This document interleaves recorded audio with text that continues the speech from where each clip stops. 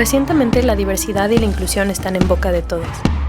Pero, ¿qué significan estos conceptos en la práctica? ¿Cómo afectan y dan forma a nuestra experiencia individual y colectiva? ¿Qué hacemos para formar sociedades con menos discriminación y exclusión arbitraria? Como respuesta creamos Jungla de Ideas, un podcast donde exploramos la diversidad a través del diálogo y buscamos reducir la brecha entre la percepción social y la realidad que habita cada persona. Somos Andrea Lembert, especialista en diversidad e inclusión y políticas públicas. Y Arly Velázquez, atleta paralímpico, emprendedor y artista escénico. Únete a la jungla, suscríbete, síguenos en redes o apóyanos en Patreon. Construimos puentes desde la empatía y el intercambio de ideas. En este episodio también participa Benito Gobea con la perspectiva de aliado. El día de hoy nos acompaña Jesús Enrique Vázquez Quirós, también conocido como Quique Bien Parado, quien es psicólogo de profesión y comediante por decisión. Ha formado parte de Comedy Central, Drunk History, Comediantes Resuelven, Bar Central y Duelo de Comediantes, y actualmente forma parte del colectivo de comedia Gente Sensual, acompañado por Ana Julia Yeye, Patti Basilis y Nacho Peñavera. Además de que tiene un canal de YouTube donde produce contenidos incluyendo Cómo me lo explico y Desenfoques, en donde habla de salud mental y divulgación del modelo social de la discapacidad. Más recientemente coestelarizó la serie de Netflix Ojitos de Huevo en el papel de Charlie. Quique, ¿hay algo más que tengamos que saber sobre ti? Sí, que soy psicólogo, maestro en terapia familiar, actualmente muy enfocado en hacer clínica libre de capacitismos. Entonces le doy mucha terapia a personas con discapacidad y mucha de la terapia también tiene que ver con aprender a ver la discapacidad más desde el modelo social, más que desde el modelo médico, que es un hueso duro de roer. O sea, es muy difícil lograr esa transición, entonces yo acompaño a las personas para empezar a verlo así. Escritor también de muchas cosas, y pues no sé qué más estaría chido que supieran de mí. Activista por los derechos de las personas con discapacidad desde 2012 ya. Entonces ya creo que con eso estamos claros, o creo que se abarca mucho lo que he tratado de hacer en cuanto a mi trabajo como terapeuta y como comediante y como figura pública, si se puede decir. Muy bien, muchas gracias. Oye, bueno, aquí hablas de los términos, ¿no? Creo que estaría bueno como que empezar esta montaña rusa dejando claro los conceptos. Cámara.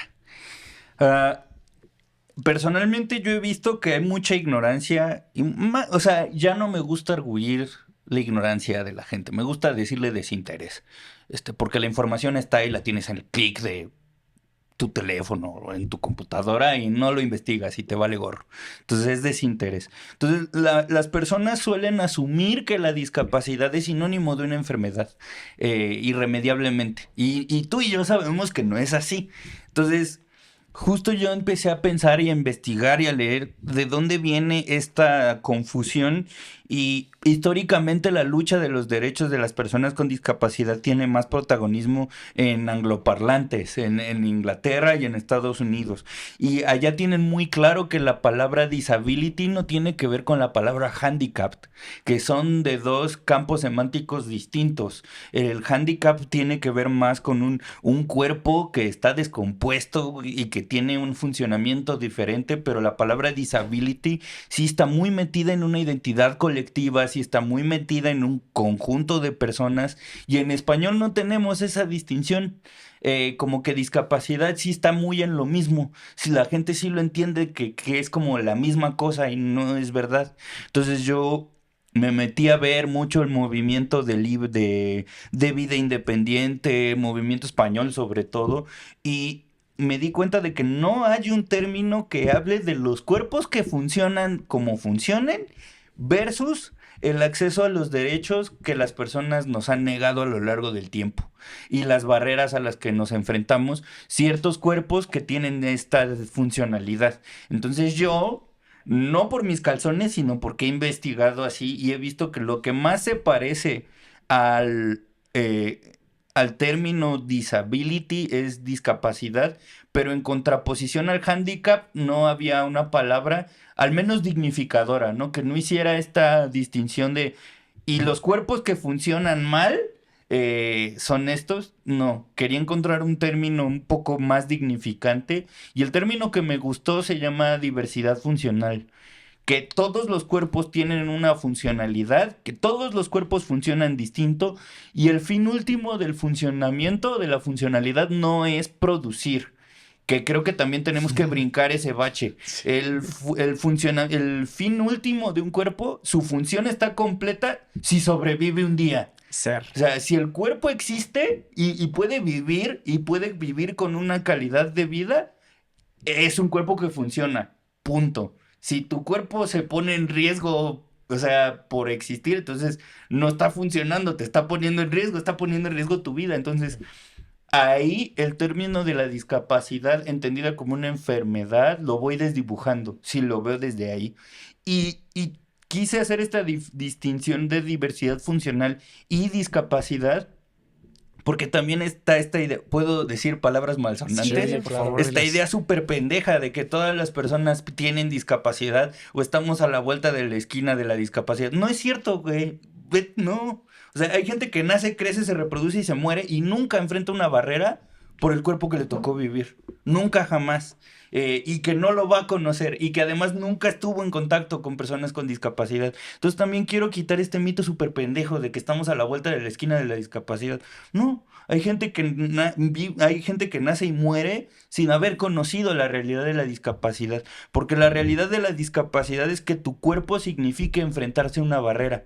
Y hay cuerpos que nunca en su vida enfrentan una barrera. Es más, hay cuerpos que por estar constituidos como están constituidos, les quitan barreras. Entonces, no.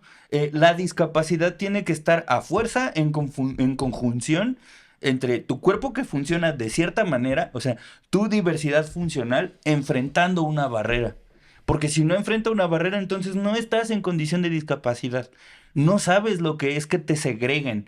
No sabes lo que es que la gente asuma de antemano que vas a poder o que no vas a poder hacer ciertas cosas. No sabes lo que es que te quiten derechos humanos y tan no lo sabes que les llamas discriminación positiva a las medidas que la gente toma para compensar los rezagos sociales o de derechos a los que ciertos cuerpos sí entran.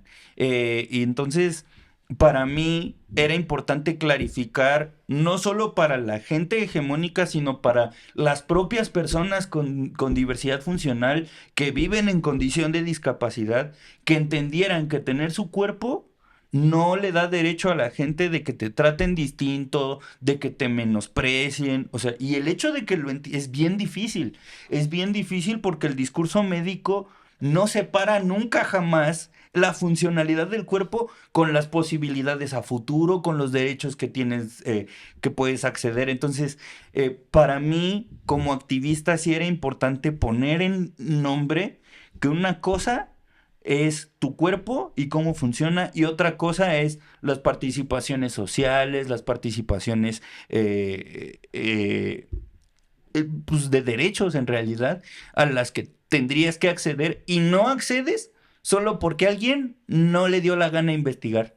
Entonces, para mí, un proceso, o sea, entendiendo incluso calidad de vida como lo entiende la Organización Mundial de la Salud, que es este conjunto no solo de ausencia de enfermedad o ausencia de posibilidades, sino tener una participación social, cultural, que te permita un bienestar general. Eso es calidad de vida, no cómo se ve tu cuerpo, cómo debiera funcionar. Entonces, para mí, hacer esa distinción creo que ayuda más a apuntar o a señalar que lo que pone en riesgo de la calidad de vida de las personas con discapacidad no es la condición con la que vive, sino en el entorno en el que está. No, pues nos vienes a mover todas nuestras pláticas anteriores. Sí, un poquito. Pero Completar. la verdad es que ahorita le diste a un tema muy importante, como que a mí me resonó muchísimo, hablaba sobre un cuerpo que no se mata a sí mismo, que sobrevive. Eso ya es calidad de vida. Uh-huh. Y aquí me vino Estás como, vivo, ya funciona ya el cuerpo. funcionas, ok. Ahora, bueno, a mí me vino luego como que a partir de esto ya digo más complejo, pero por ejemplo, las enfermedades autoinmunes. que el sistema está matándose a sí mismo, o sea, está reactivándose. Te voy a poner un ejemplo. Yo le di terapia a una persona que tiene dolor crónico y a una persona que tiene lupus. Y de repente decía que las cosas que generan ansiedad hace que la enfermedad autoinmune sea más recalcitrante. ¿Y es ansiedad o es estrés en general? O sea, es que mira, el simpático, digamos. Ajá, es que justo eso es lo que quiero decir. La gente confunde angustia con ansiedad. La ansiedad es la respuesta fisiológica ante algo desconocido. Básicamente la respuesta ansiógena es del sistema nervioso autónomo que se activa frente a un estímulo que te pone en riesgo de alguna forma. Y la angustia son todas las ideas que tú te haces con respecto a algo. Entonces, no es lo mismo angustia que ansiedad. Claro. La angustia es el resultado, ¿no? Es el síntoma. O inclusive es algo más voluntario. O sea, la angustia, tú sí puedes hacer algo por no pensar. Claro. Pero no puedes hacer algo para evitar la respuesta autónoma del cuerpo. Claro. Esa va a suceder aunque quieras. Y el estrés, por decirlo de alguna manera, es ese nivel de ansiedad o ese nivel de activación fisiológica que es manejable para ti. Hablamos de ansiedad ya cuando es algo incontrolable. Así es cuando... Ya. O sea, el estrés en algún momento podría ser tan alto que se convierte en ansiedad. Exactamente. Pero la ansiedad en sí es una respuesta fisiológica, ni buena ni mala, sucede y ya. Los entornos ansiógenos a las personas que tienen una enfermedad autoinmune les juega en contra. Porque hace que la enfermedad autoinmune se manifieste de maneras más recalcitrantes o más agudas, por decirlo de alguna manera.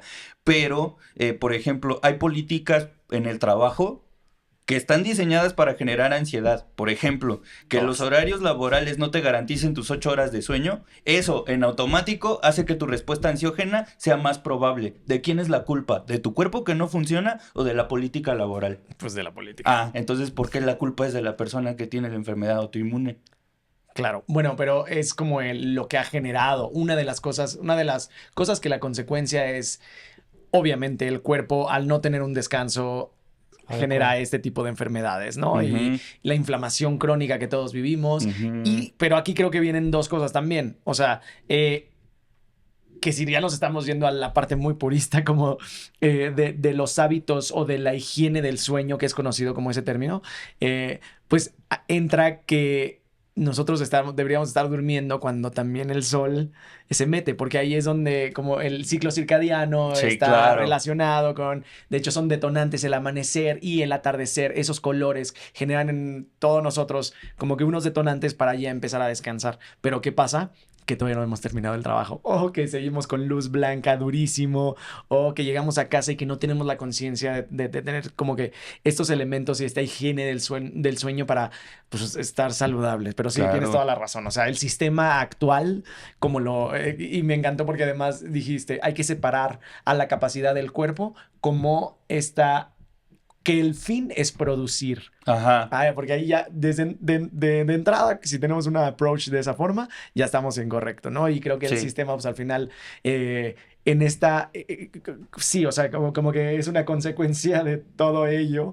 El hecho también de considerar a una persona discapaz o con una discapacidad, por simplemente no tener esta como herramienta tan funcional para producir, para hacer el capital, ¿no? Está cabrón. Me encanta esta perspectiva que estás tomando. No, dentro de tu práctica, porque estás diciendo que tú brindas terapias psicológicas sin asistencialismo. ¿Cómo funcionó? ¿Cómo contrastarías? O sea, para personas que tal vez no han pasado por terapia o no ubican el término asistencialismo, como ¿cuáles serían las diferencias grandes entre los dos tipos? Pues yo te diría que sin capacitismo, porque hay personas que sí necesitan asistencia, porque hay funcionalidades que hacen que su autonomía sí se vea comprometida, pero yo no voy a poner el ojo en corregirte a ti para decir que eso ya es salud mental. O sea, yo no voy a decirle a la persona con sordera que se ponga el implante o que se ponga el aparato para tomar terapia. Es mi responsabilidad como terapeuta usar tu idioma. Porque el problema no es que seas sordo o sorda. El problema es que yo no sé manejar la lengua de señas. Y tú conceptualizas el mundo en lengua de señas, por ejemplo. Una persona capacitista te diría, pues ve a terapia primero, a que aprendas a oralizarte y ya oralizado toma terapia. Eso es un terapeuta capacitista. Ya. Porque justo lo que tenemos que empezar a pensar cuando hablamos de discapacidad es cómo reduzco la barrera que hay entre tú y yo. No tu condición o no tu cuerpo. Lo que hay que cambiar es cómo hago esto más accesible para ti. Lo que en realidad demuestra la discapacidad, que es la barrera. Exactamente, exactamente. Entonces, es como si yo ahora por mis pistolas, yo decidiera...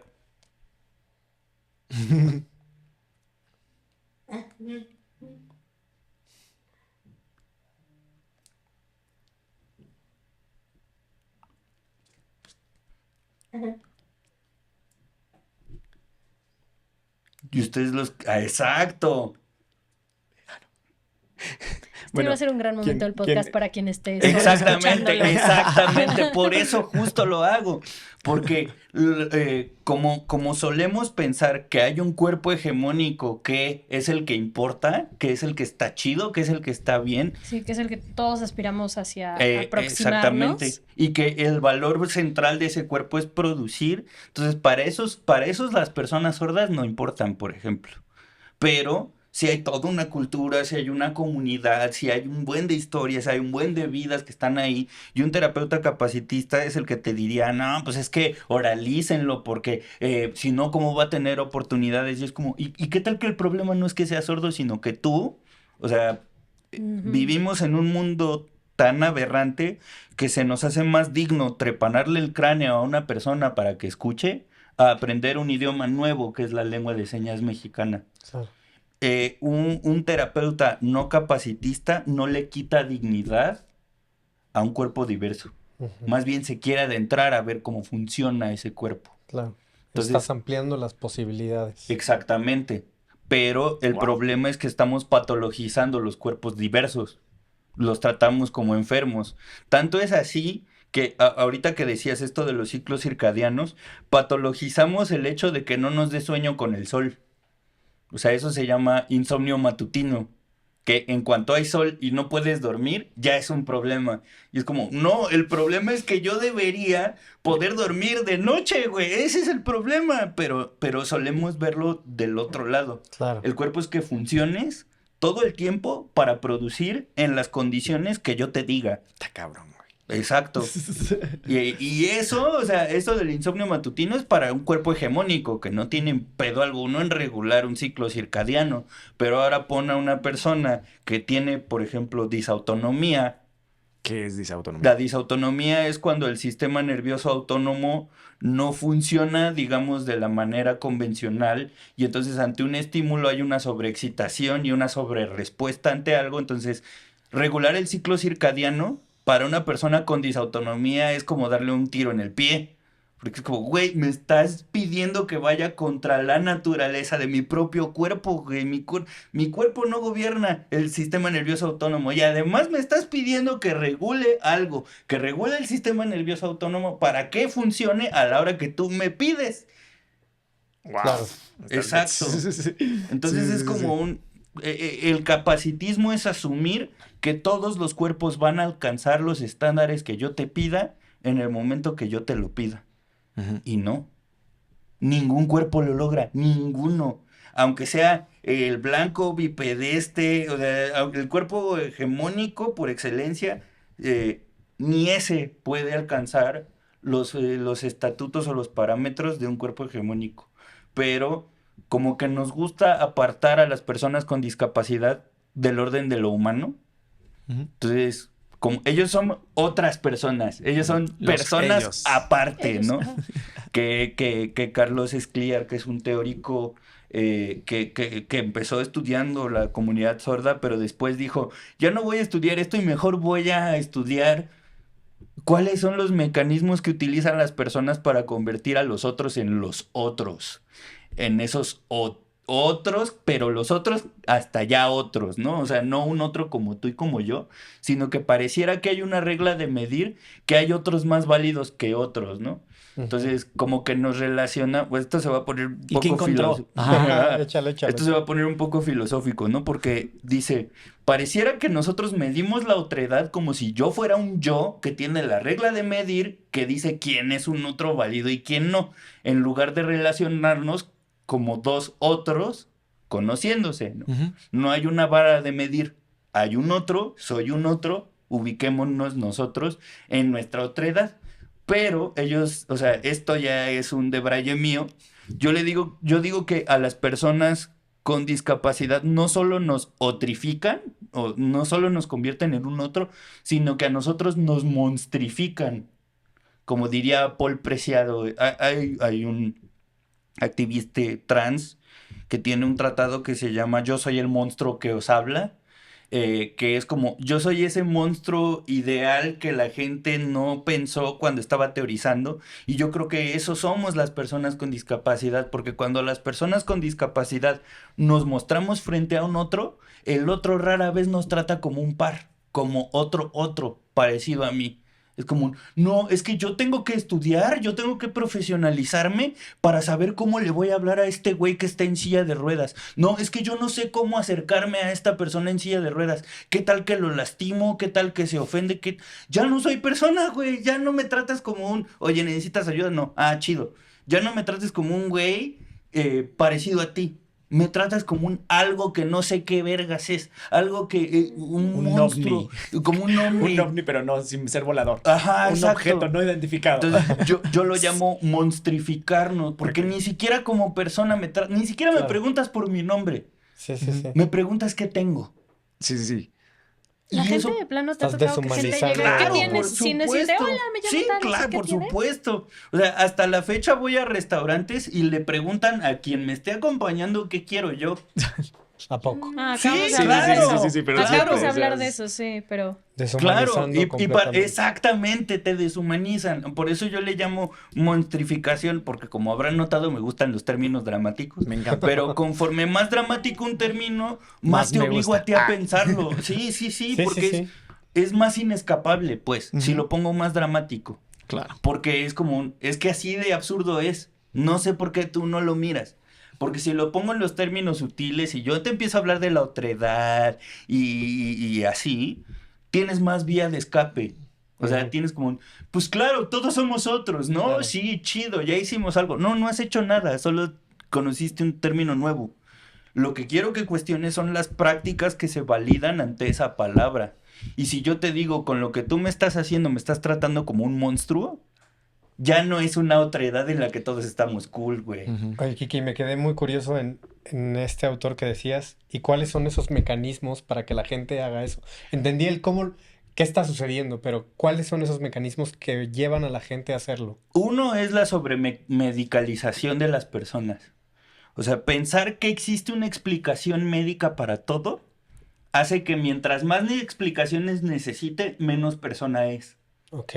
Entonces, cuando tú te relacionas frente a otro con base en su diagnóstico más que en quién es una forma de alejarlo. Ujú.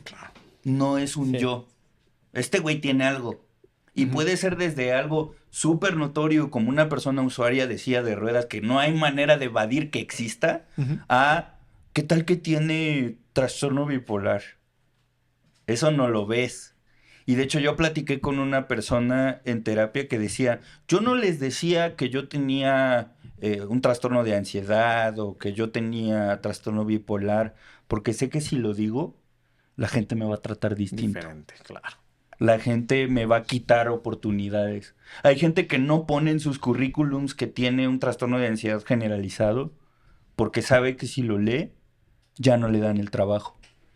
Pero mientras más usamos el diagnóstico como una forma válida de describir a una persona, De identidad. le das más, le das oportunidad de alejarlo. Claro. Porque ya no es una persona, ya es un diagnóstico. Sí. Y a los diagnósticos hay que tratarlos, hay que ¡Hala! borrarlos. Pero a las personas no las puedes Es que borrar. hay que Sí, el tratar de diagnóstico. curarlos. Siempre es como, Exactamente. a No partir de que tienes debería un ser. diagnóstico, te van a tratar de curar, rehabilitar. Sí, exacto. No debe de. Que en la mayoría de los casos, digamos, en esta época según humana, el tratamiento es tratarlos, ¿no? Pero hay personas como un tal Hitler que decían, y si ya no los tratamos y mejor ya los tiramos a la basura ya, Claro. así, ¿no? Pues igual ni son personas.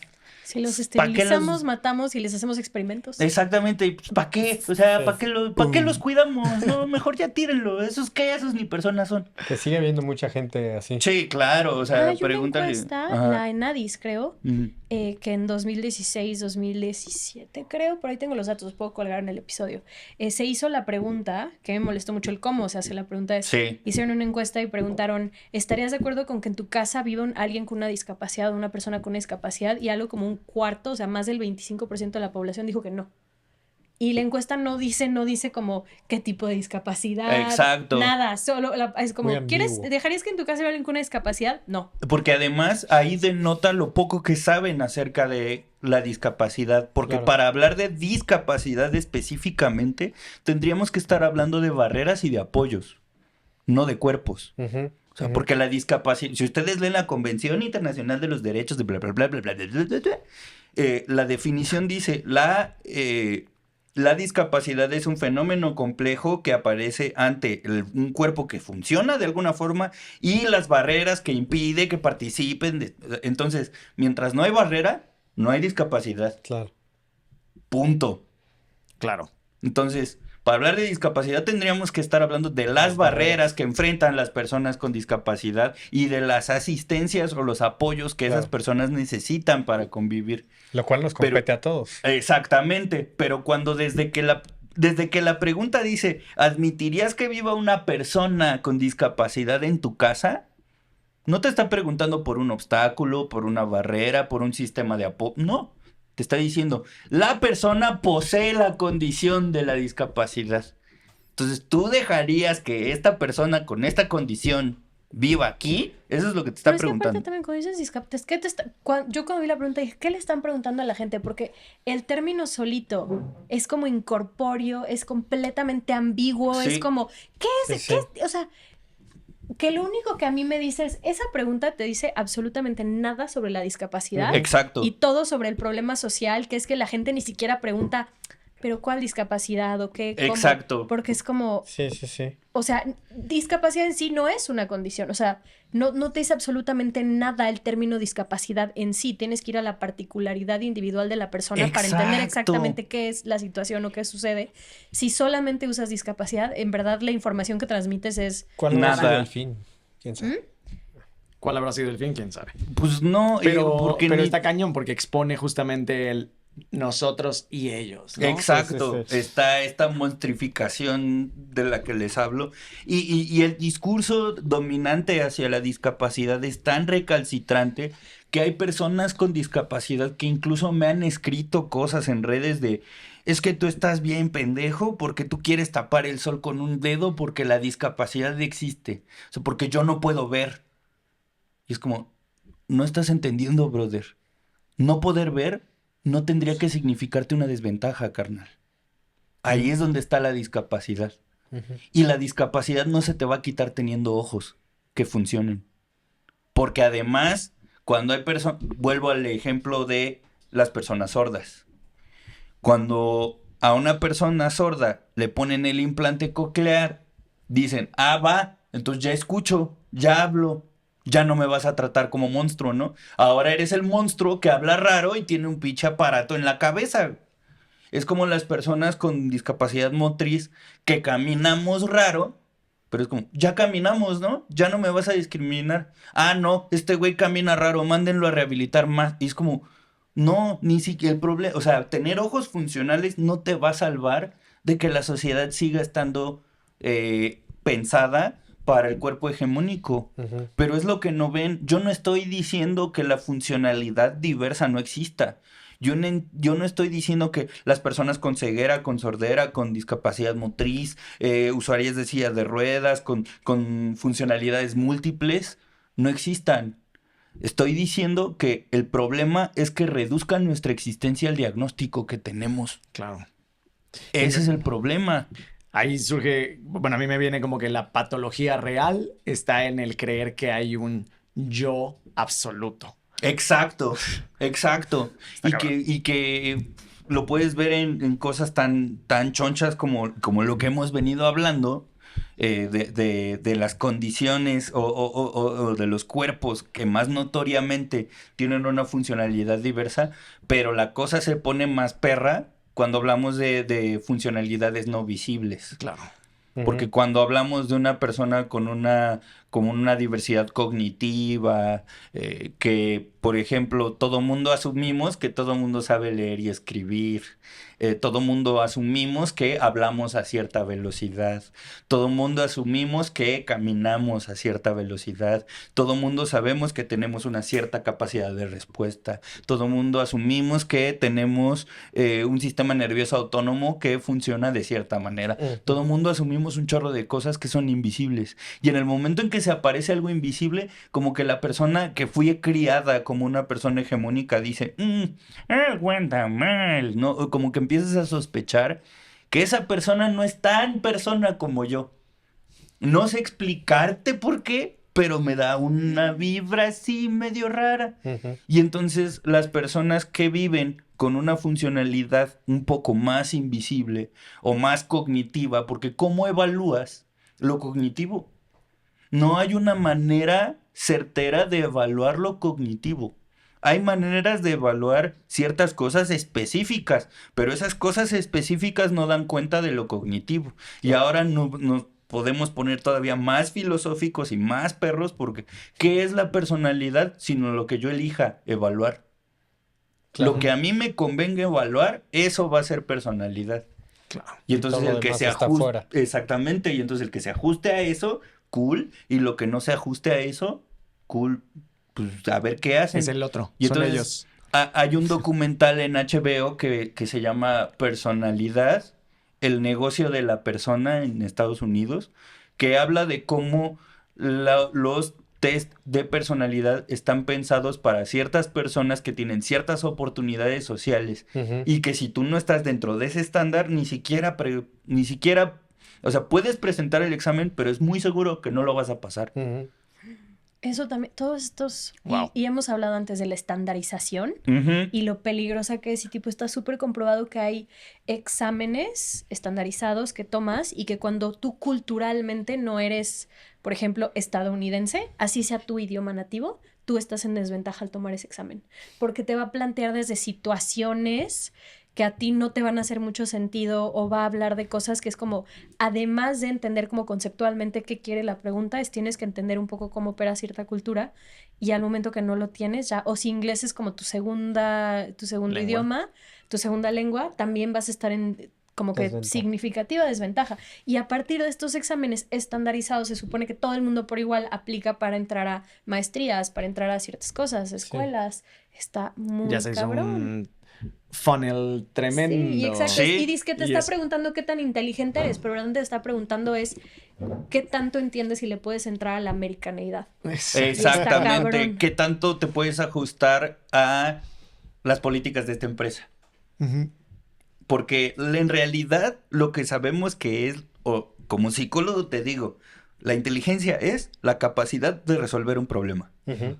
La gente con... Las personas con discapacidad son bien pinches inteligentes si nos vamos a esa definición. Ahora, dependiendo del problema que a mí me interese que tú resuelvas, es lo que yo voy a decidir que es inteligente y que no. Claro. Y el varo es lo que siempre le interesa al mundo. Pero cuando llega alguien, como por ejemplo el doctor Michael Burry, que es una persona con autismo, que desde 2005 predijo la caída de del sistema capitalista. Del sistema hipotecario en Estados Unidos. Sale en la película de The Big Short. The Big Short. Del 2008, ¿no? Christian Bale interpreta a esta persona. Y es una persona con discapacidad. Sí. Y, no es una persona así. con discapacidad cognitiva, es una persona dentro del espectro autista. Y él desde el principio les dijo a las personas, ustedes están pendejos, o sea, ustedes están especulando. Sobre una ilusión. Exactamente, pero es porque estamos habituados a pensar que la inteligencia es la capacidad de ajuste. O sea, no nos hemos preguntado nosotros qué definición de inteligencia estoy sirviendo. Claro. ¿A qué definición de inteligencia estoy resolviendo? Porque al final, la empresa que él tenía valía menos 11.9% en la bolsa, pues porque no estaba haciendo lo de hoy, no estaba haciendo lo de moda. Pero cuando se cayó, que fue de un día para otro, la industria hipotecaria, su empresa valía 489% Más. por encima de todo y le debían más de 2.500 millones de dólares de un día para otro. Porque él compró seguros de un día no me vas a poder pagar. Y todo el mundo le dijo, estás pinche loco. Y el güey dijo, no, pues solo leí los números.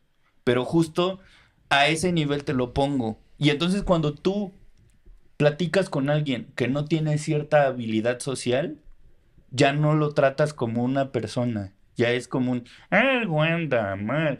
Y esa simple sospecha de algo anda mal, habla de lo dominante que es el paradigma médico para entender al cuerpo humano en general y a la persona con discapacidad en particular. Porque hay un estándar de funcionalidad que yo espero de ti, que si tú no cumples, el que está mal eres tú. Y es como a ver, espérame. O sea, hay un chorro de factores alrededor que hay que ver antes de yo suponer que tú eres el que está mal. Pero ese discurso médico es tan recalcitrante que la misma gente llega a terapia, por ejemplo, a decirme, dígame qué diagnóstico tengo. Y mi primera pregunta es, ¿qué diferencia haría en tu vida? Saberlo. Ujú. Porque qué tal que las herramientas que tienes ya te ayudan a vivir. ¿Por qué están mal si te ayudan a vivir? O sea, explícame.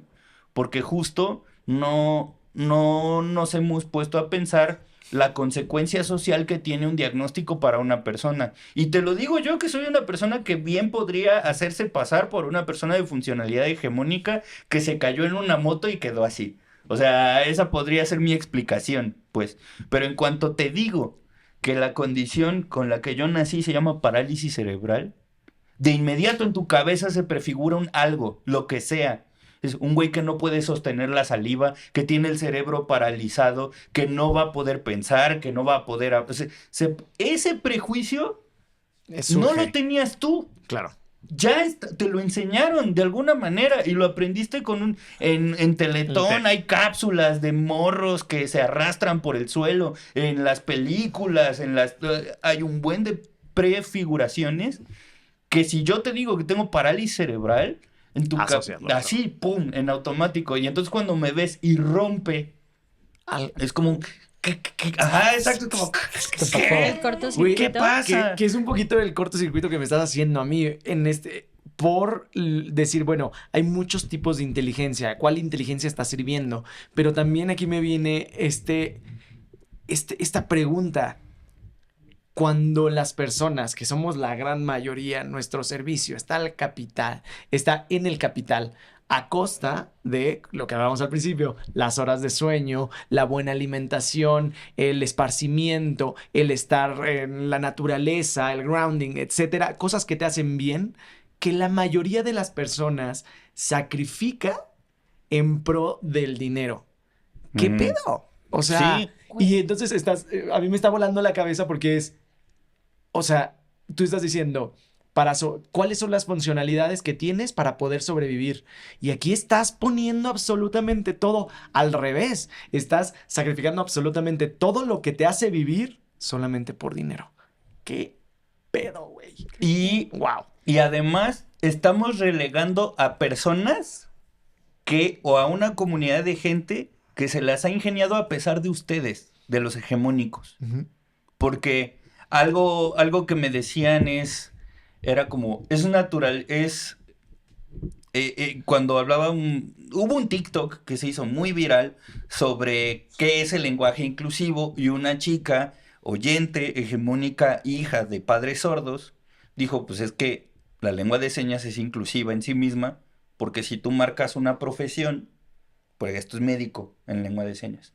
Si yo no digo que este médico es mujer u hombre, es médico, bueno. Estudió medicina.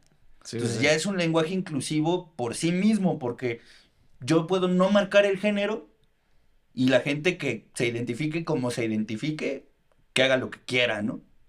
Y entonces empezó este discurso de, es que eso sí es verdadero el lenguaje inclusivo, y es como, no, güey, no estás entendiendo nada, güey.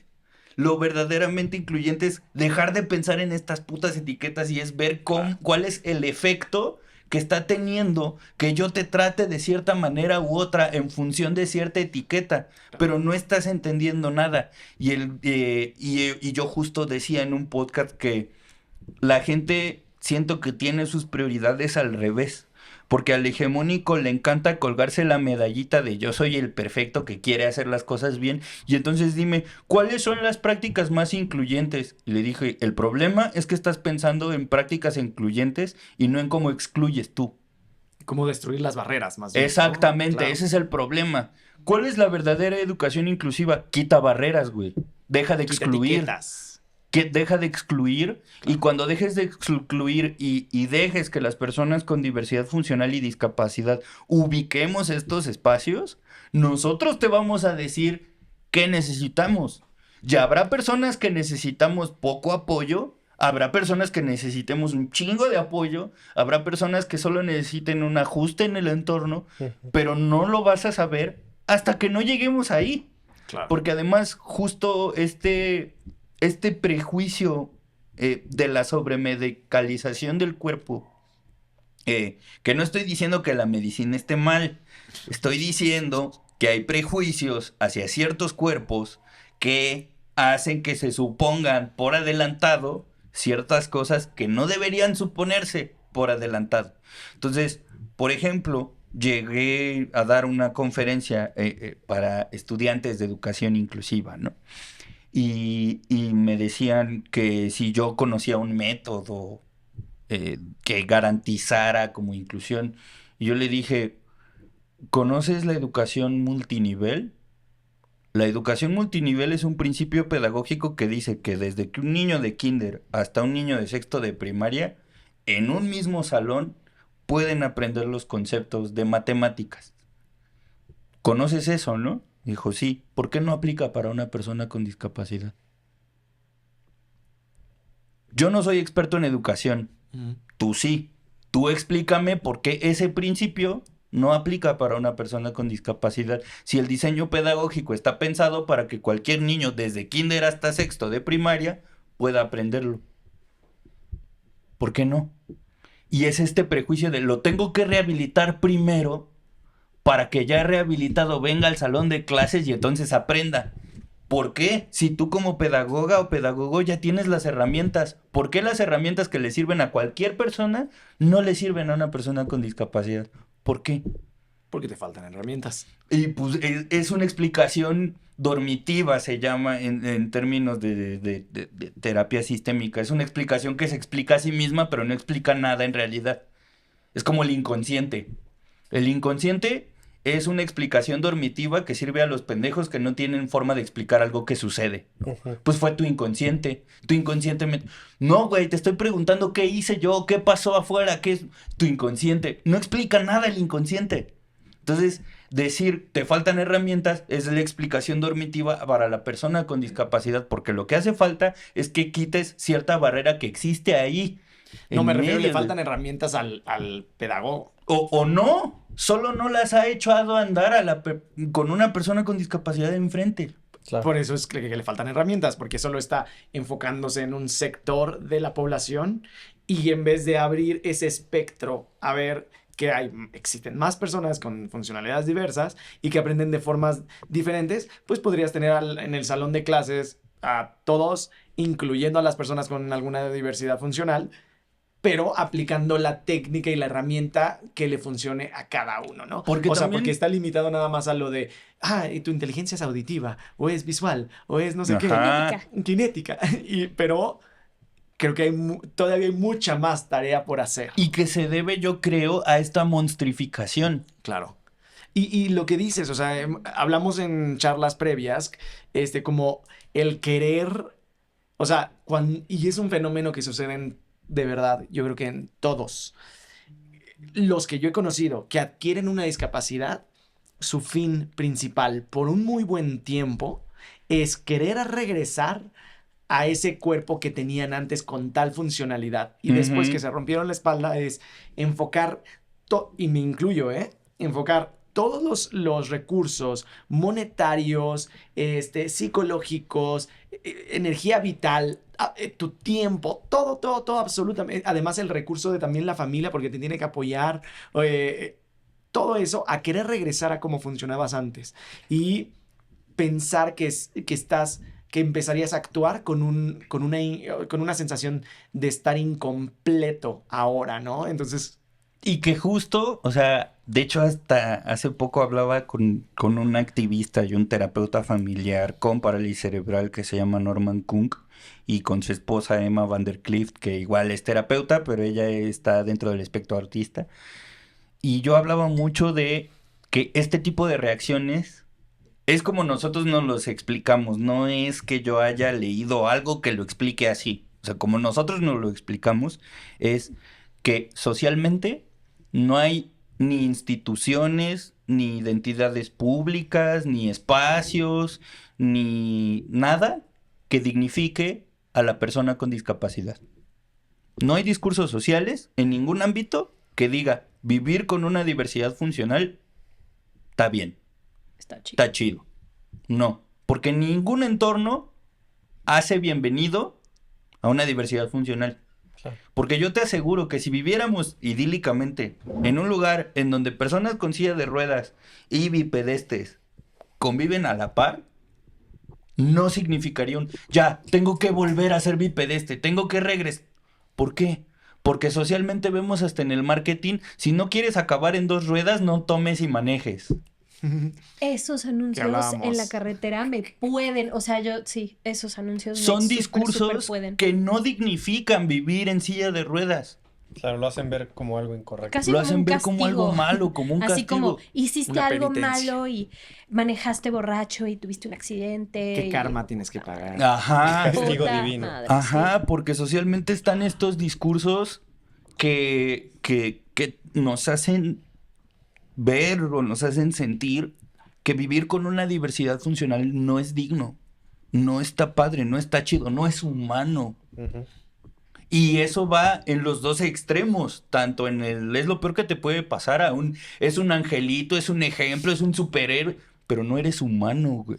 Sí, ni una ni la otra. No humanizan a las personas con discapacidad porque no estamos a la par y lo sabemos, pero creemos que no estamos a la par porque son los cuerpos los que tienen que cambiar. No, son los entornos, tienen que ayudarnos a convivir uno con otro porque seguramente si conviviéramos con personas con discapacidad, yo puedo decirte que por mucho tiempo uno de mis mejores amigos era un chavo sordo. Mi mejor amigo era un chavo sordo. Y es como güey, ¿por qué no escucho más historias de mi mejor amiga, mi mejor amigo con síndrome de Down, o mi mejor amiga, o mi mejor amigo con autismo? Pero no, se exotiza a la diversidad funcional. Tanto es así que hay TikTokers y gente que se hace putrimillonaria, lo he visto más en Estados Unidos, he de decir, fingiendo que tienen síndrome de Tourette, que tienen un tipo de autismo, para tener cierta notoriedad porque se exotiza la vida de las personas con discapacidad. Si viviéramos a la par, veríamos lo indigno que es que yo me haga pasar por ti para tener vistas. Uh-huh. Pero no, vivimos en entornos en donde no humanizan y no dignifican vivir con discapacidad. Entonces, en un mundo así, pues claro que un hegemónico que pierde su integridad o hay un término súper técnico que es como integridad física obligatoria, que es este cuerpo las capacidades que un cuerpo debe tener para ser tomado en cuenta como un otro. Esa es la integridad física obligatoria. Entonces, si una persona pierde eso, ya no tiene valor. Ya no tiene la posibilidad de reconocerse como un otro. ¿En dónde? O sea, porque todos estos cambios que podemos hacer, tomando en cuenta los comentarios que estás haciendo, pues como sociedad podemos hacer muchas cosas, ¿no? Uh-huh. Pero ¿en dónde realmente habría un cambio? ¿En una institución política de gobierno o en la educación? ¿En dónde todas estas cosas deberían empezar a permear de forma en el masiva? entretenimiento. Pues es que en todos lados, es que yo creo que en todos lados, pero creo que no, es que es un problema muy complejo, porque de entrada tendríamos que entender qué es discapacidad. ¿A cuántas personas conoces tú que entiendan que la discapacidad está en la barrera o en el entorno? Muy pocas. Pocas. Hasta los mismos o las mismas influencers con discapacidad, muchos no lo saben, Claro. muchos no lo entienden. Entonces, creo que la cosa está... hay un dicho que últimamente lo he notado más en la comunidad LGBTIQ más, pero que yo siento que cuando lo traslado a la comunidad con discapacidad es literal, así es casi literal. Dicen, existir es resistir. Estas personas dicen, pues porque me pinto el pelo, porque me dejo el pelo de las axilas. Güey, entrar a un salón de clases en donde no hay un puto elevador y todos son escaleras y yo vaya y tome mi clase, eso es existir y resistir, güey. En contra de todo lo que me pones para que yo pueda acceder a algo, eso es existir y resistir, güey.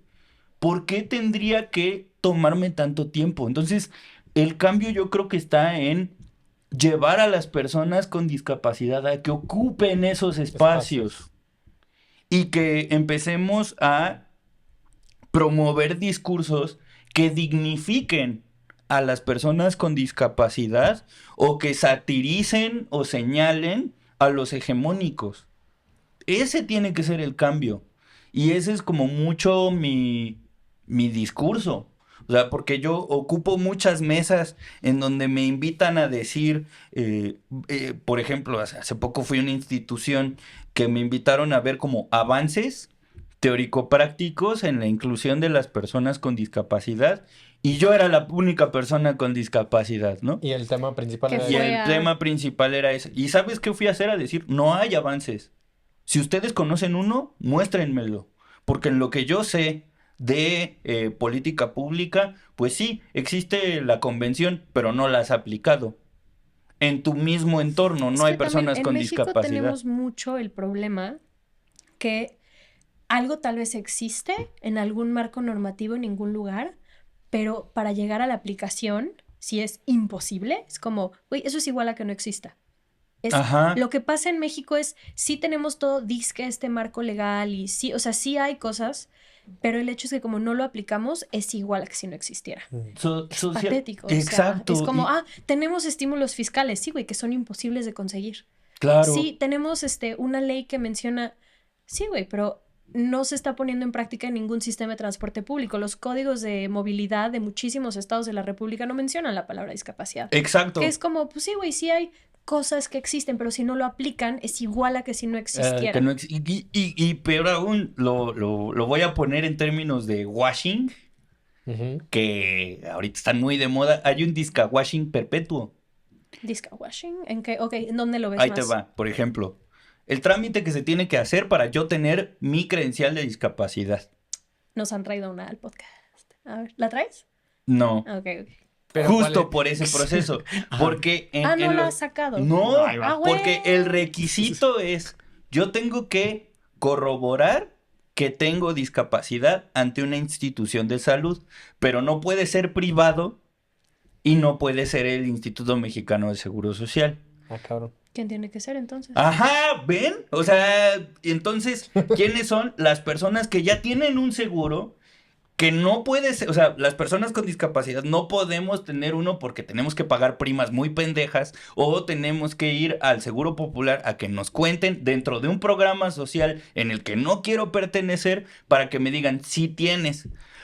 Entonces yo lo que tengo que hacer es ir a una institución gubernamental con un especialista, en este caso un neurólogo, porque lo que yo tengo es parálisis cerebral, pagar mi consulta, ir con el neurólogo que me extienda esa carta, ya que tengo esa carta, ir al DIF, que el DIF ratifique que ese certificado existe, entonces el DIF me da un pase para que yo vaya al instituto. Eso es un discawashing. Sí, claro. Solo las personas bipedestes que pueden dar cuenta de sí mismos, que pueden ir a la institución a hacer el trámite, pueden tener su credencial que las valide como persona con discapacidad. Y entonces tienes a una persona que tiene un ojo nublado que dice, aquí está mi credencial.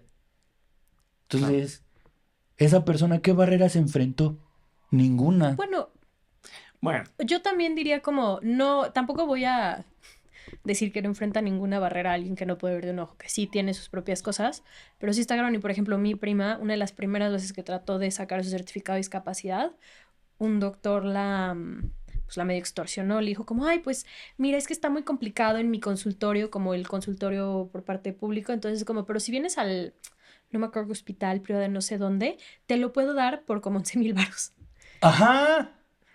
Sí, o sea, sí hay cosas así muy... Sí hay gente que se aprovecha por Absurdas. completo. O también todos sabemos y hemos visto gente que su carro tiene placas de discapacidad y ese carro no lo está utilizando nadie. Y es como, ok, tienes las placas. Si la persona con discapacidad no está en el vehículo, no puedes usar los estaciones. Como cosas muy...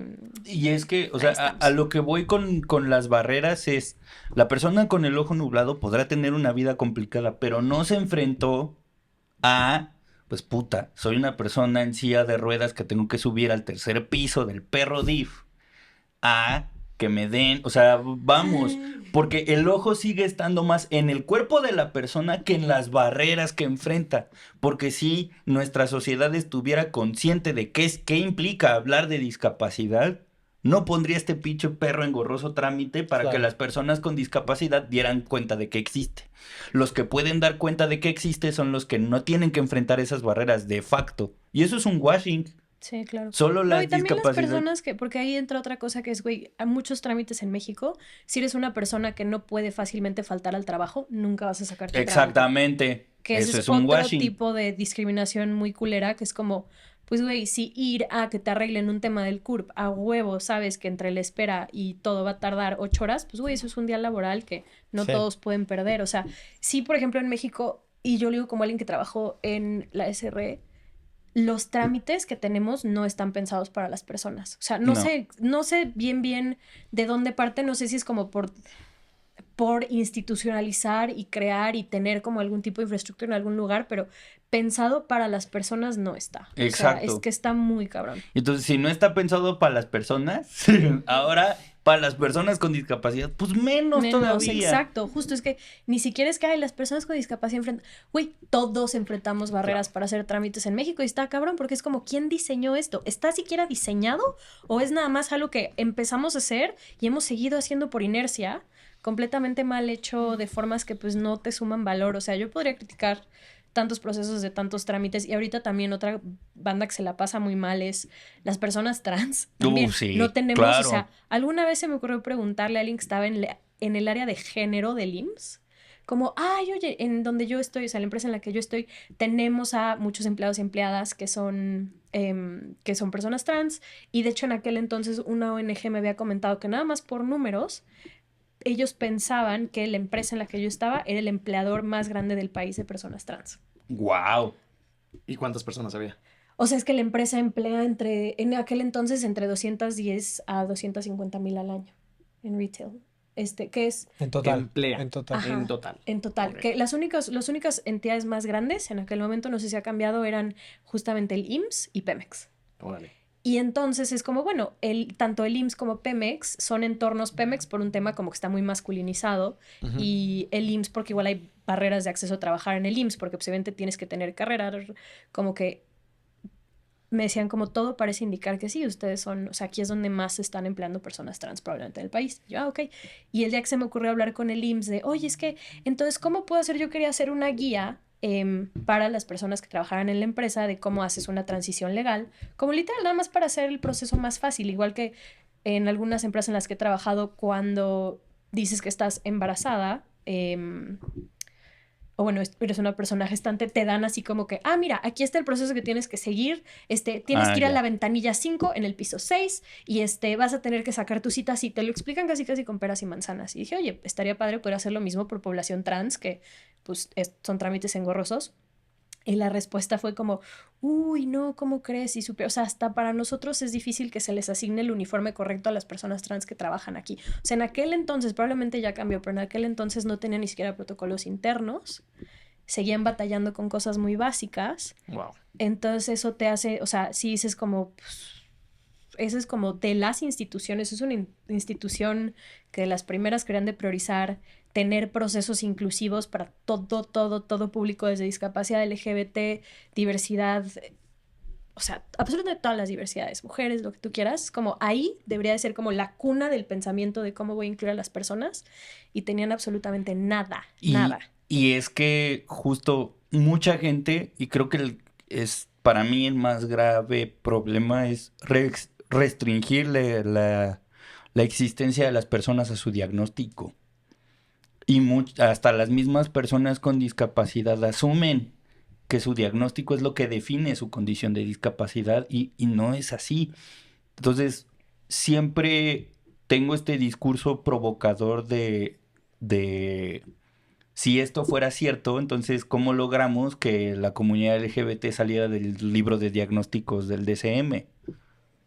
Si eso fuera cierto, ¿cómo se logró? Entonces, quiere decir que hay algo allá afuera que no funciona como debería y que está excluyendo a ciertas personas. Claro. Pero no nos hacemos esa pregunta cuando hay una persona con discapacidad o diversidad funcional, porque caemos en la trampa de es que es evidente que es diferente. Pero cuando caemos en la trampa de es evidente que es diferente,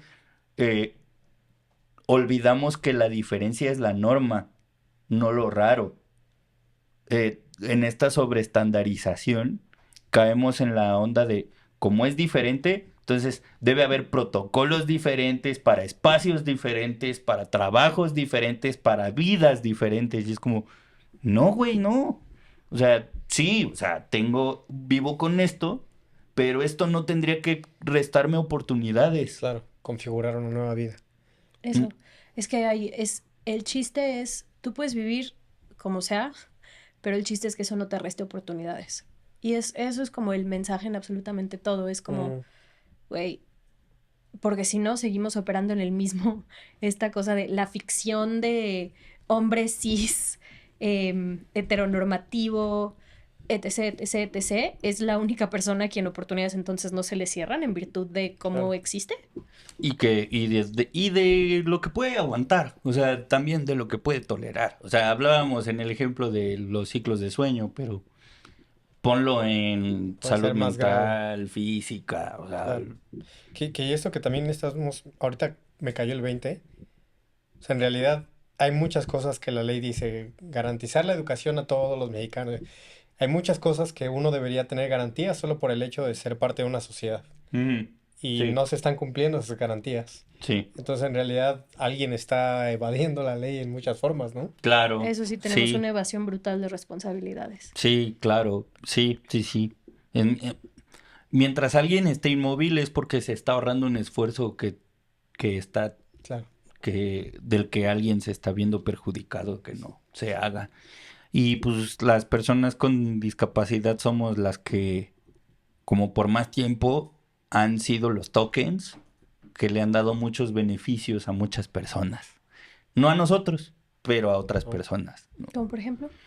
Ay, pues hay asociaciones civiles, hay organismos de gobierno que, o sea, tan simple como, voy a decir de una política pública en México, que es la beca, ¿no? Que nos dan a las personas con discapacidad, que a muchas personas les beneficia, ¿no?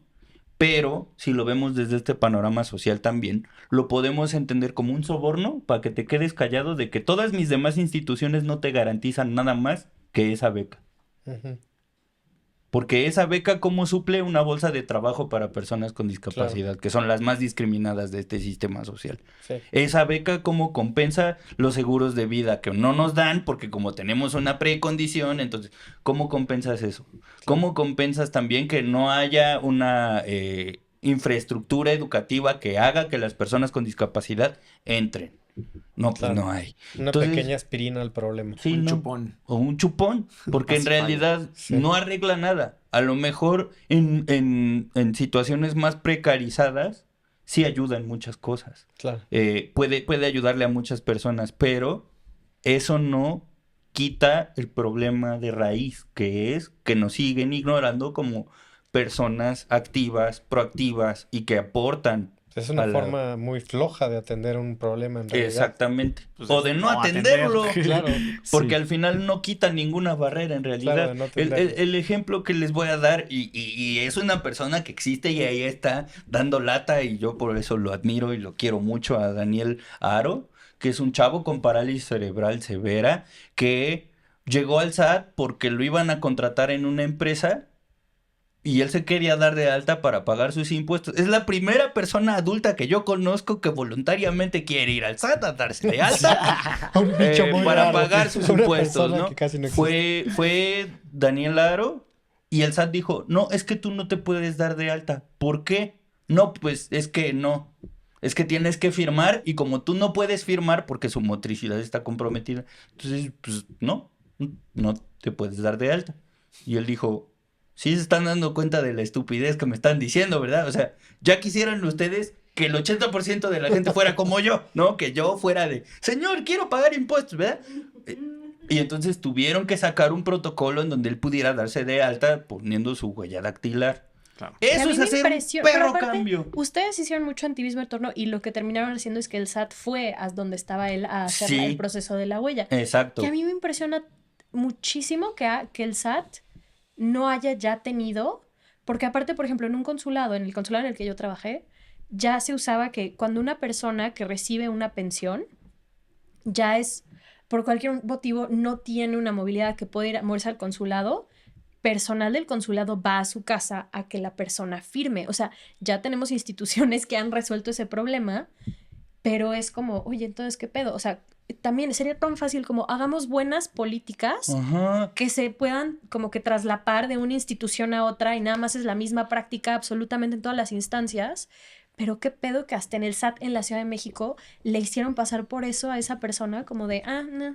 Que eso, o sea, que eso es un ejemplo de lo que yo te decía de lo de las escuelas, ¿no? De cómo esto de la educación entre pares o la educación multinivel no aplica para personas con discapacidad. Claro. Cómo esto de los consulados no aplica para una persona con discapacidad. Mi hipótesis, no digo que esté escrito, o al menos en lo que yo llevo leído, Ujú. no hay alguien que lo postule como tal. Mi hipótesis es la monstrificación. Porque nunca tomaron en cuenta que una persona con discapacidad fuera a formar parte del mundo y en esa parte Fuera del a querer mundo pagar sus impuestos. fuera a querer pagar sus impuestos. Por esa monstrificación, tal cual. Porque estamos borrando, o sea, un ejemplo también de cómo de repente se nos olvida que las personas con discapacidad hemos aportado mucho a la sociedad. Alan Turing, no sé si todas las personas estemos familiarizadas con quién es, pero Alan Turing es casi que el padre de la cibernética y la computación, Ujú. porque él inventó la máquina que pudo hackear a las computadoras nazis con las que se transmitían información para la Segunda Guerra Mundial. Y ese güey es más reconocido como persona LGBTIQ que como persona con discapacidad. Y él era parte de la comunidad con autismo. Ya. Pero se nos olvida, ¿no? Decir, ay, mira, él nos salvó la vida. O sea, una persona con autismo nos salvó la vida. A todos. ¿no? Y aparte de la comunidad LGBT. Y en su momento es una historia súper triste. Hay una peli muy buena, The Imitation Game, Sí. lo podemos colgar en el episodio. Pero justo es una persona que se terminó suicidando porque en aquel momento era ilegal. O sea, todo el tema de la homosexualidad estaba castigado. Y él lo estaban obligando a pasar por un proceso de lo que hacían llamar castración química. Se le estaba pasando muy mal y mordió una manzana. O sea, se suicidó, mordió una manzana. Se supone... La Que por leyenda eso la manzana de Apple, que quién sabe si es cierto, pero sí se supone también, y no sé si sí se suicidó así, pero se supone que él mordió una manzana con cianuro ya para quitarse la vida y se supone que de ahí tal vez viene el logo de Apple. Ujú. No sabemos si Pero es sí, verdad la o no. historia de Alan Turing también me parece muy cabrona porque es una persona que toda su vida sufrió y murió por un tema de discriminación Ujú. y es una persona que con los pocos años que estuvo activo en el mundo intelectual y en la tecnología nos ayudó a hacer un Cambió avance, la o sea, historia de la si humanidad. cambió la historia de la humanidad y es como, güey, si no fuéramos tan culeros, ¿cuántos años más de trabajo no hubiera logrado esa persona? No, Claro. y si no Y- fuéramos tan culeros, ¿cuántas personas más como él, con No una habría. funcionalidad diversa que solamente porque no se tienen la apreciación de entender las diferentes inteligencias y las aportaciones, nos estamos perdiendo de toda esa Sí, creatividad? absolutamente. ¿sabes? Ideas, Claro. creatividad, Que, innovación. y que mucha gente ha interpretado mi discurso como jugar a que la discapacidad no existe. güey, vivo con parálisis cerebral, no me vas a decir que no existe, pero lo que estoy diciendo es como la forma en la que la hemos apreciado o la forma en la que lo hemos entendido a lo largo del tiempo ha sido completamente errónea. O sea, no me acuerdo si la vez que platicábamos se los conté, que muchas veces una de las preguntas que más me hacen es si yo tuviera el genio de la lámpara maravillosa, yo le pediría no tener parálisis cerebral. Y yo le pregunté, ¿tú le pedirías no ser tú? Porque el único cuerpo que yo conozco es este. Claro. Entonces, el ser humano que yo sé que soy, lo soy porque nací con parálisis cerebral. Ve tú a saber quién hubiera sido yo sin la parálisis cerebral. A lo mejor hubiera sido mi rey. Un gentrificador Un hegemónico. gentrificador hegemónico. Eso sí sería Disparando discapacidad. O qué tal que sin la parálisis cerebral yo no hubiera adquirido este activismo y esta pasión y este interés por conocer cosas y Claro. aprender cosas. Yo incluso hasta escribo chistes de, güey, ve la inteligencia que tengo. Tengo un posgrado, güey. A lo mejor tú ni pronunciar puedes la palabra posgrado, güey. Yo tengo un posgrado, güey. He hecho un chorro de cosas. ¿Tú sabes qué clase de ultramamador sería si no tuviera parálisis cerebral, güey? Yo estaría dominando el mundo, cabrón. Yo estaría... No sé qué estaría haciendo, güey. Dale gracias a lo que creas, güey, a que me mandó con parálisis cerebral. Porque si me hubiera mandado verga, güey, no sabes puedo la explicar. clase de hígado que yo sería, güey. A lo mejor me mandaron con parálisis cerebral para mantenerme humilde, cabrón. O sea, no sé, pero ve, justo el discurso de que vivir con diversidad funcional o discapacidad, de que no está chido, de que no es digno vivir así. Que la pregunta que me hacen es, de seguro tú pedirías cambiar esto, ¿no? Y es como, güey, Me yo hace la ni misma siquiera pregunta. me había Antes hecho la pediría pregunta. cambiarte a ti. Ajá, o sea, Antes le pediría como, haz que olvide que me hicieron esta pregunta. exactamente, pero justo la lógica que poco reflexionamos acerca de cómo conceptualizo, cómo pienso alrededor de la persona con discapacidad, tampoco nos lo preguntamos tan poquito que la gente cree que cuando yo le ofrezco este discurso dignificador de la vida de la discapacidad, me dicen que estoy obviando la discapacidad. Ya. Que la discapacidad debería ser algo indigno, debería ser algo mal. Y es como, güey, no te estás dando cuenta de lo que me estás diciendo. Yo no estoy diciendo que vivir con ceguera esté chido. Yo sé que no está chido. Pero no está chido no por la ceguera. No está chido por el mundo que no está escrito, que no está puesto para que una persona con ceguera se la viva más fácil. Claro. Claro. Por las barreras, volvemos. Por al las mismo punto. barreras y imponga la diversidad funcional y discapacidad aquí, la que quieras. No está chido, pero no es que esté chido porque el cuerpo esté mal. Es como que le dijeras a una persona afro que está feo ser afro. Pues sí está feo ser afro frente a un racista. Claro que está mal ser afro, pero en el entorno racista está feo ser afro. Porque alrededor de mis compas, yo me la Güey, paso. Sí, pero como justo persona se me con hace- discapacidad, la gente asume que querrías cambiar eso, ¿no? O sea, a mí Claro. también me dicen si pudieras volver el tiempo atrás. Que no estás Así, de acuerdo ajá. con tu realidad. Ah, O sea, como sí. que borrarías ese accidente y yo así como, güey, te acabo de contar mi historia, güey. O sea, ¿Qué te conté entendiste? todo lo que he hecho en 34 años. ¿Crees que querría Claro. borrar eso? Claro, porque en la cabeza de la gente que fue criada como hegemónica, No hay nada más No valioso cabe. que un cuerpo normativo, ¿no? exacto, no cabe la posibilidad. O sea, tanto es así que justo voy a hacer un programa al respecto de eso. Una persona que sienta atracción afectiva o sexual hacia una persona con discapacidad no está sana. ¿Quién dijo eso? Pues la gente que le puso la palabra devotí a la gente hegemónica que se siente sexoafectivamente atraída por una persona con discapacidad. La palabra o sea, ahora devotí. resulta que es un fetiche. Ajá. Es No una manches. sí, tal cual. Y entonces yo voy a hacer un cómo me lo explico al respecto de decir, güey, es como si yo dijera que tengo un fetiche porque me gustan las mujeres con chichis. No. Entonces, no tienes chichis, No, tú no. O sea, así. Y que por eso a mí ya me catalogaran de enfermo, bla, bla, bla. Y es como un, güey, ¿por qué no admitimos la diversidad de los cuerpos hasta en el campo sexoafectivo? Claro. Pues porque para las personas con discapacidad somos asexuados. Claro, es verdad. Pero es mucho más fácil culpar al cuerpo diverso que cuestionar lo que yo sé. Y preguntarme qué tan verdad o no verdad es esto que yo sé. Esta creencia. Está Qué chingón. bien, Pues ¿no? Está buenísimo. Está muy ¿Devotee es en español? No, es un término en inglés, pero no han encontrado La palabra, como una palabra en ¿cuál sería? español que Se lo represente encargo a lo la que es banda, la porque siento palabra. que inventarían algo cagado. Sí. Pongan Yo Ahí creo les que... encargo. comentarios. Sí, Y a todos los devotees, manifiéstense. Manifiéstense, banda de Botí. Banda de Botí, manifiéstese. Porque andamos ocupando. No, es que ¿Tu cuenta es? justo tiene que ver con esta patologización y esta fetichización de la diversidad. Y es como un, güey, mejor preguntémonos de dónde vino lo que creo que sé. O sea, justamente hace poco vi una película en donde, creo que la de Big Short, abre con una cita de Mark Twain que decía, lo peligroso no es lo que ignoras, lo peligroso es lo que crees que sabes, pero en realidad no lo sabes. Y creo Muy que cierto. eso pasa con el tema de la discapacidad. Claro.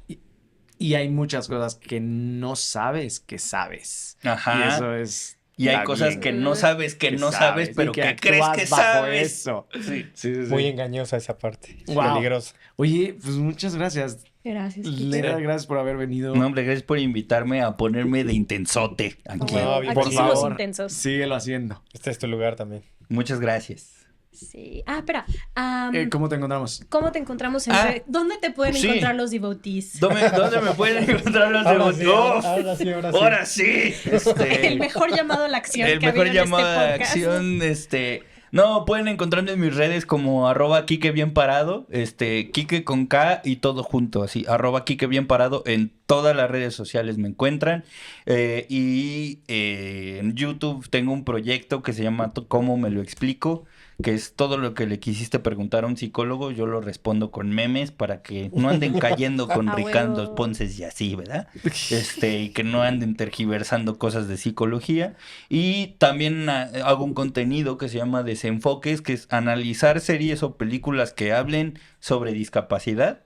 Los analizo desde este enfoque social de la discapacidad y que tanto contribuyen a construir un discurso dignificador hacia las personas con discapacidad, porque pues sí, o sea, esto ya nada más como corolario, esto de Desenfoques surgió porque muchas personas con discapacidad se sentían mal de no sentirse mal de tener discapacidad, de vivir con discapacidad.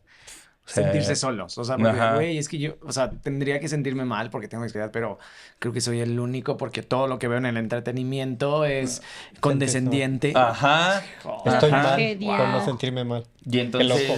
entonces justo Desenfoque surgió para decir, pues no estás loca o no estás loco, carnal. Es que pues en esta serie sí están diciendo que pues eres como una niña chiquita y pues no eres una niña chiquita. O, Sí, o eres una tragedia. o que eres una así tragedia y como... pues no eres una Sí. tragedia. Que si tienes una lámpara mágica. Ajá. Es una máquina del Y tiempo. entonces, antes de hacer su pregunta de la lámpara mágica, gástense un deseo en pensar en una mejor pregunta. Cabrón. Qué A chingón. huevo. Mil gracias. No, hombre, gracias a Gracias. ustedes.